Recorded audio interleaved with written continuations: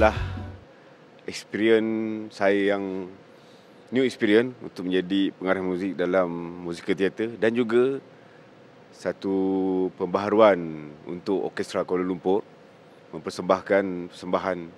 Selama ni selalu dalam persembahan konsert, tapi kali ini kita membuat satu perubahan, mencuba sesuatu yang baru, bermain dengan musikal, bukan dengan artis penyanyi seperti biasa, tapi dengan lakonan di dalam satu stage yang sama.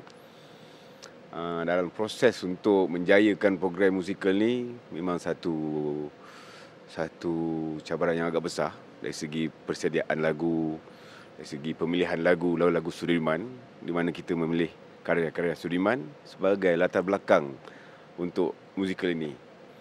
Dan lagu-lagu tu dipilih, sama-sama memilih daripada penulis skrip, dan kita garap bagaimana nak menyesuaikan karya-karya dan scene-scene di dalam musikal ni.